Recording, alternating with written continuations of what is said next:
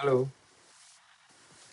balik lagi sama gue Izzy di vlog gue NWWCS di episode yang sekarang ke-13.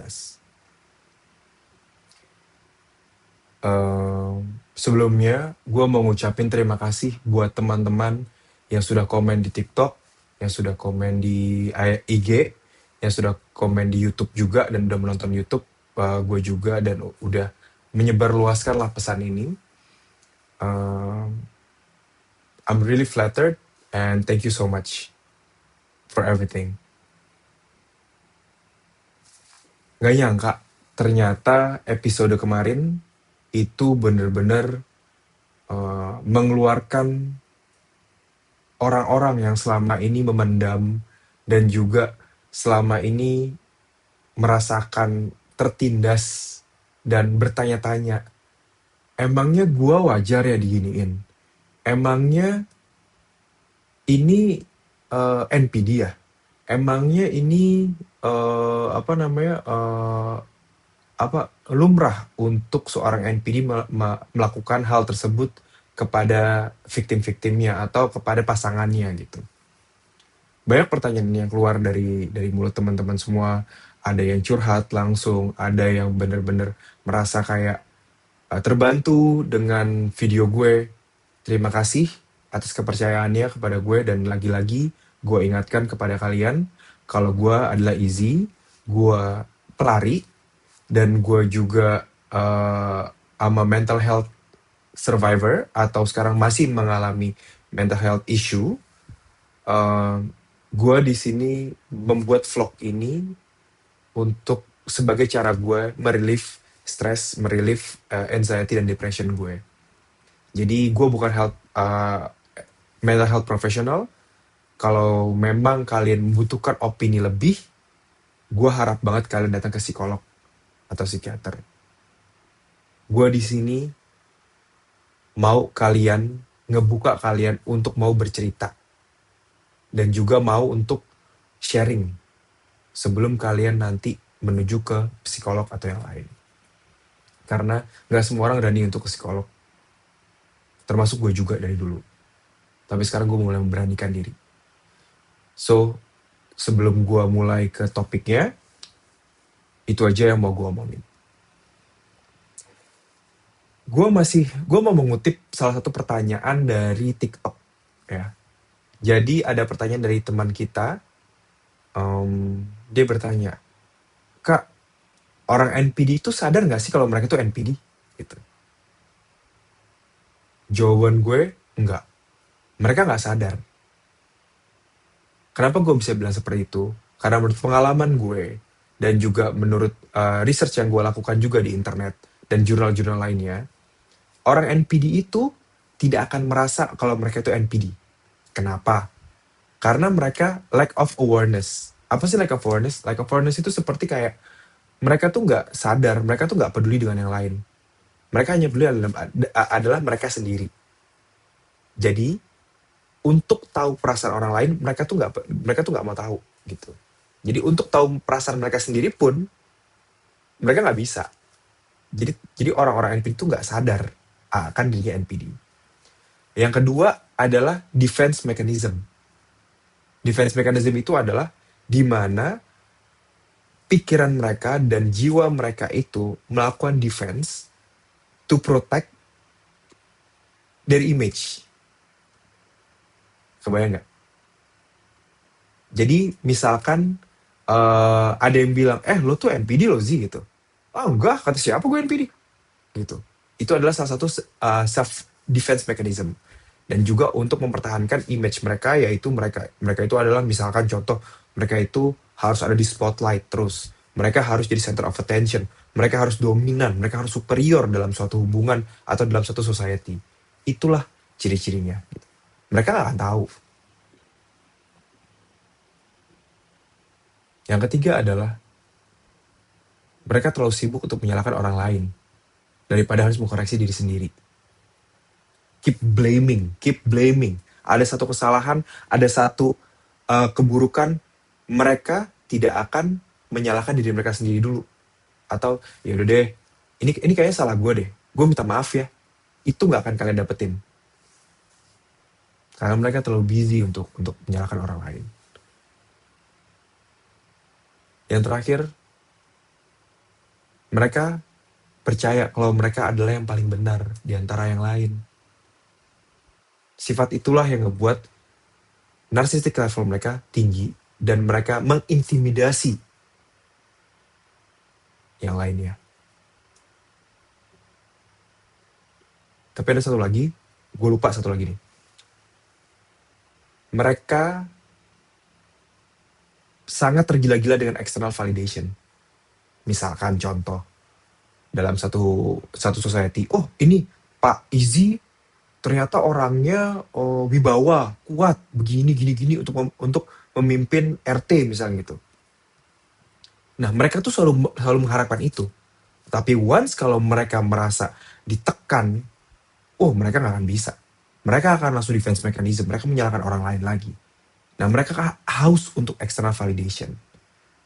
Kalau dilihat tahu ada validasi yang jelek, mereka akan secara sekuat tenaga untuk menutupi itu tersebut. Dan itulah yang kebanyakan terjadi dalam kehidupan pasangan atau relationship. Akhirnya, suatu kejadian seperti itu, mereka akan menjadi anarkis. Mereka akan melakukan KDRT. Mereka akan melakukan namanya intimidasi melalui misalnya perkataan mereka, sehingga orang-orang itu merasa tertekan atau pasangannya. Seperti itu. Emotional trap. Terus juga ada lagi yang bertanya di TikTok lagi ya, di DM. Kak, orang NPD itu bisa sembuh nggak sih? Selama ini gue akan jawab selalu nggak bisa. Tetapi ada beberapa persen orang narsistik atau NPD itu bisa sembuh. Tetapi mereka harus melewati beberapa hal. Contohnya adalah satu, mereka harus melewati namanya life crisis. Misalkan contoh, bisnis mereka bangkrut, perceraian, atau ada yang meninggal, orang-orang terdekat mereka, atau lain-lain, kemalangan yang lain-lain. Itu akan menyadarkan mereka dengan sendirinya. Mereka akan berpikir, oh mungkin gue selama ini terlalu begini ya, jadi seharusnya gue gak begitu. Nah ini tuh ada kejadiannya. Itu chance pertama. Dan itu yang paling berat ya. Tapi biasanya kalau dalam hubungan berumah tangga, mereka itu gak akan peduli. Karena once mereka ending the relationship sama satu orang, mereka itu sudah punya backup. Gak cewek, gak cowok. Karena nature mereka adalah haus akan atensi. Satu atensi selesai atau expire, mereka akan mencari atensi yang baru lagi. Itu yang pertama, cara sembuhnya. Life crisis. Yang kedua, terapi. Walaupun chance sedikit ya dari yang gue baca juga, itu chance sedikit untuk mereka mau ikut terapi karena mereka sendiri tidak menyadari karena mereka punya NPD. Jadi di beberapa episode yang lalu gue sempet ngasih tes NPD ke teman-teman semuanya. Benar kejadiannya, teman-teman yang nggak punya NPD mereka akan tes, tapi yang punya NPD mereka akan takut. Begitu. Jadi dari terapi tersebut, dari hasil tersebut, mereka harus melakukan terapi. Dan itu kecil. Dan yang paling jarang adalah self-awareness. Yaitu mereka tahu sendiri, oh ternyata gue salah ya selama ini. Itu jarang, tapi ada. Kemudian, the harm is done. Mereka sudah melukai orang-orang lain.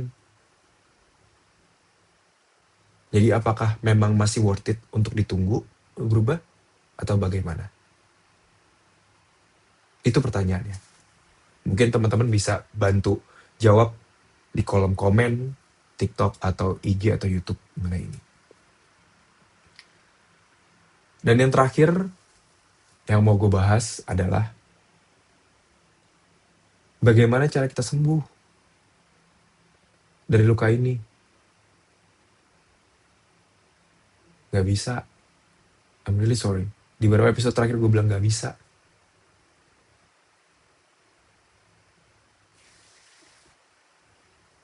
Healing kita butuh waktu. Healing kita butuh profesional. Assistance. Itu pun juga professional assistance mereka akan menyarankan untuk journaling apa gimana. Kalian kalau lagi kayak begini, gue suruh buat bikin list, emang mau? Bisa. Gue yakin gak bisa.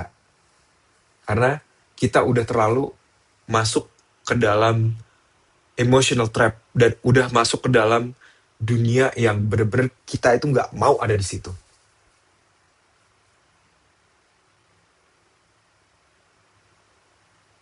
Tapi satu lagi,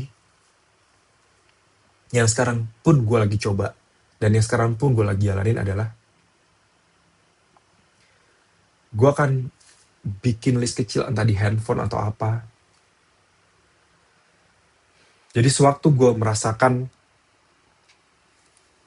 perasaan, let's say kangen atau teringat masa lalu, gue akan baca list dari kejahatan orang tersebut.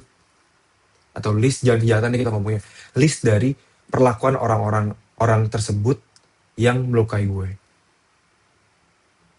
Jadi once gue merasakan hal tersebut, gue akan baca dan gue akan pakai rage, anger gue sebagai upaya gue untuk sembuh. Mungkin teman-teman bisa coba. Tapi hal pertama yang akan gue lakuin adalah gue sharing ke kalian. Dan gue berharap kalian juga sharing ke gue. At least kita mendapatkan yang namanya kenyamanan untuk melepaskan beban di pundak dan hati kita. Hati sih.